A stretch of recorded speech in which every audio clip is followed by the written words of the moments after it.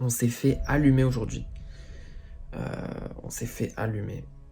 J'ai pas grand chose à dire. Je suis une grosse si je perds le compte maintenant, après tous les efforts que j'ai mis en place. Ça m'apprendra à passer sur du swing alors que on est sur de l'intraday habituellement. Et voilà, on va se remettre à traiter comme on faisait avant. Arrêter de faire n'importe quoi.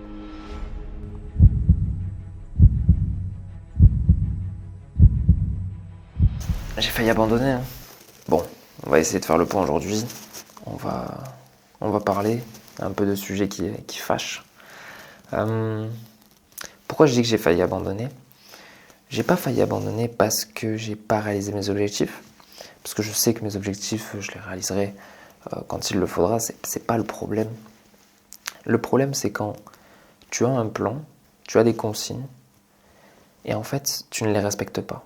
Pour moi, c'est comme si tu te respectais pas toi-même. Et ça fait mal. Ça fait mal à l'ego. Ça fait mal parce que tu culpabilises et tu te respectes pas. Et pour moi, la pire chose, c'est de ne pas se respecter. Moi, je comprends pas pourquoi quand tu sais ce qu'il te faut, quand tu sais... Parce que là, j'ai passé le cap. Là, j'ai passé le cap de je ne connais pas, je ne savais pas. Là, je sais. Je sais ce qui se passe, je sais tout. Je vois ce qui se passe. Je n'ai juste à trader ce que je vois. Pas ce que je pense, pas par ego, etc. Sauf que quand j'ai un plan qui marche, je sais ce que je dois faire. Mais non, je me dis que je vais aller sur d'autres actifs. Je vais aller sur des choses que je ne connais pas. Juste pour me dire, ouais, mais imagine je connais. Je suis le roi du monde. Je sais faire ça. Je sais faire ci. Je vais m'opposer à une tendance qui est forte parce que je vais avoir le point de retournement. Mais tout ça, en fait, au final, je re-rentre dans la boucle où j'étais au début, où j'apprenais. Alors oui, c'est bien, j'apprends. Mais au final, je ne réalise pas mes objectifs. Je ne vais pas vers mes objectifs. Parce que mon objectif, c'est pas d'apprendre dans ces domaines-là. C'est d'être un expert dans le domaine que je connais déjà. Le domaine que je connais déjà, c'est les indices, le DAX, en intraday.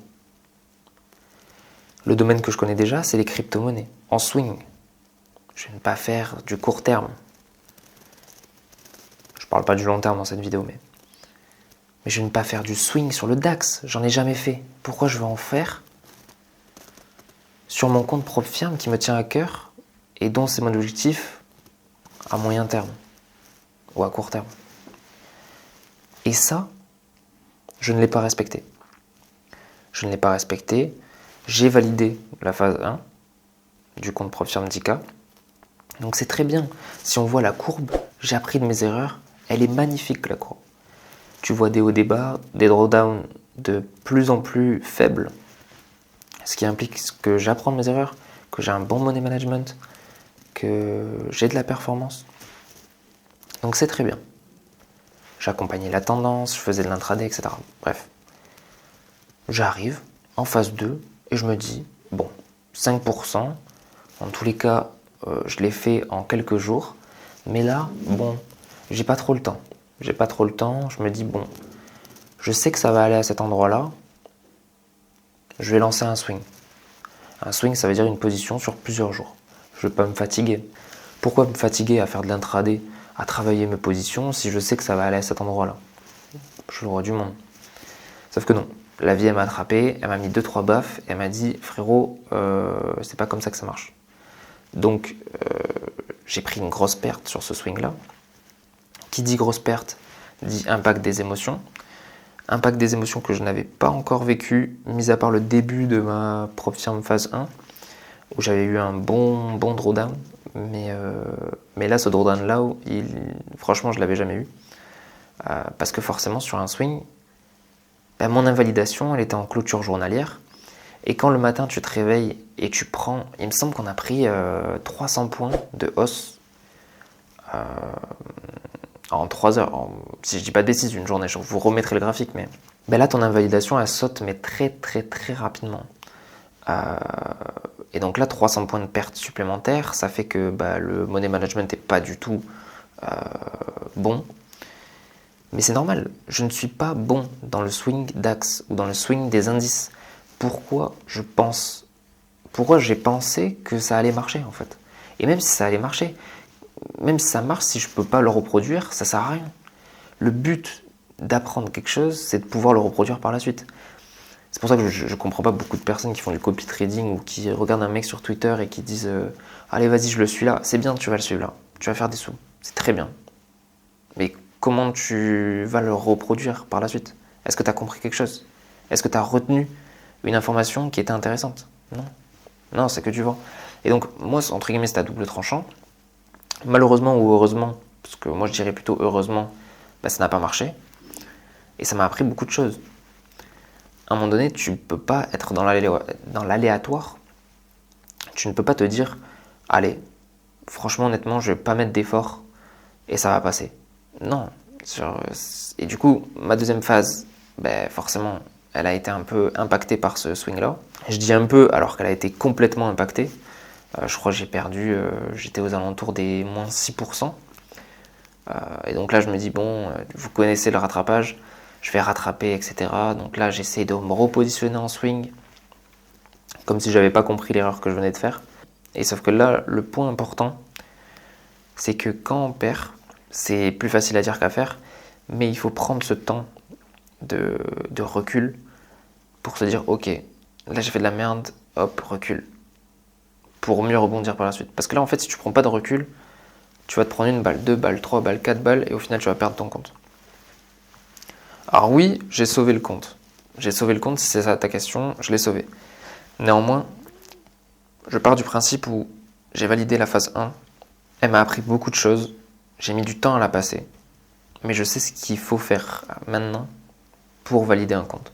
Donc si j'avais 3 choses à retenir de cette année 2023, concentrez-vous sur une seule chose. Quand je dis concentrez-vous sur une seule chose, c'est arrêter de vous éparpiller. Si vous faites du trading, n'allez pas faire de la TikTok money, n'allez pas faire du e-commerce, n'allez pas.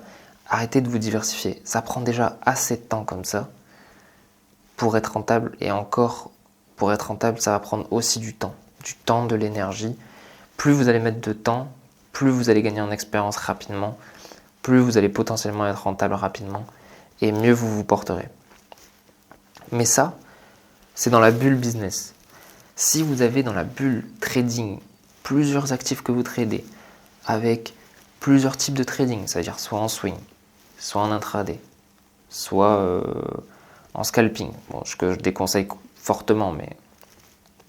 Et si vous avez tout ça, vous n'y arriverez pas non plus. Ce qu'il faut faire, c'est prendre un actif et le maîtriser parfaitement. Il y en a beaucoup qui se spécialisent dans le forex, ils prennent une ou deux paires de forex et ils se spécialisent là-dedans. Et c'est très bien. J'ai remarqué, et c'est pas moi qui le dis, c'est les statistiques. Plus je me diversifie sur différents actifs, moins j'ai de performance. Parce que ça va amener plus de trades. Qui dit plus de trades dit de l'overtrading, donc gestion des émotions qui est moins bonne. Et tout ça, pour un novice ou en tout cas une personne qui est en phase d'apprentissage, c'est la pire chose à faire. Donc on prend un actif ou deux grands max et on se perfectionne là-dessus. Ensuite, deuxièmement, et ce sera le dernier conseil, mais ces 2 conseils suffisent à s'améliorer et à faire des progrès considérables. Arrête de trader avec l'ego. Arrête de trader en pensant. Trade avec ce que tu vois. Je le sais ce concept, mais malheureusement je ne l'ai pas appliqué. Quand tu vois sur le DAX que j'ai lancé un swing vendeur, alors que le DAX performe depuis des semaines déjà, et que j'ai aucune confirmation sur des unités de temps assez grandes comme en journée ou en semaine, c'est de la folie. C'est de la folie. Alors oui, j'ai l'excuse de je ne maîtrise pas les swings, ce qui est vrai. Mais ça ne change pas le fait qu'il n'y avait aucune confirmation sur ce que je voyais dans le graphique. Je ne pensais juste à ce que pourrait faire le DAX dans les prochains jours ou les prochaines semaines. Ce qui est complètement faux. Il ne faut pas du tout penser, il faut voir. Quand tu vois quelque chose sur le graphique, là tu peux agir parce que tu as une invalidation claire, tu as des confirmations qui t'amènent à dire que.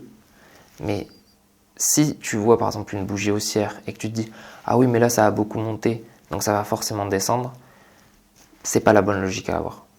Et tu vas avoir plus de mal à t'opposer à une tendance qu'à l'accompagner. Ça, je le dis souvent dans mes vidéos, c'est plus facile à dire qu'à faire, mais à force de le répéter, ça rentre et on agit. Et quand on agit, on a des résultats. Parce que les marchés, en fait, ils en ont rien à faire. Tu peux penser autant que tu veux, ils vont faire ce qu'ils ont à faire. Par exemple, là, avec le contexte économique actuel, je me suis dit, mais les marchés ne peuvent pas monter, ne peuvent pas faire de nouveaux sommets, ne peuvent pas monter aussi rapidement. Le contexte est assez dur en ce moment, les taux sont très hauts. Normalement, ça devrait faire baisser les actifs risqués. Mais pas du tout. On a fait les ATH sur le Nasdaq, sur tous les indices américains. On a fait aussi des ATH sur le DAX. On est sur les plus hauts historiques. Et pourtant, le contexte économique est loin d'être favorable pour le moment. C'est pour ça que des fois, il n'y a pas de logique à trouver. Alors, le côté fondamental peut être intéressant, mais le plus important, c'est le côté technique. Surtout quand tu fais de l'intraday comme moi. Bref, je voulais parler avec vous, je voulais faire le point sur ce qui s'est passé en 2023, où on en est à peu près maintenant, et ce qu'on va faire dans l'année 2024. Je serai sans doute amené à proposer plus de contenu, ne serait-ce que pour documenter ce que j'apprends. Et vu le temps que je passe sur les marchés, ça me permettra aussi de décrocher et de prendre ce recul-là avec vous. Et ça me permettra de progresser également, d'échanger avec beaucoup. On le fait sur Instagram, donc n'hésitez pas à me retrouver sur ce réseau. On le fait aussi sur Twitter et sur TikTok, mais c'est un peu plus difficile de communiquer. Et voilà, en tout cas, je vous remercie d'être aussi nombreux sur la chaîne. Et puis, si vous avez des revendications, des choses à dire, il y a l'espace commentaire. Et puis, je vous souhaite une très bonne année. Et je vous dis à bientôt pour de nouveaux contenus très intéressants. On va commencer 2024 de la meilleure des manières et avec beaucoup d'objectifs à la clé. Ciao, ciao!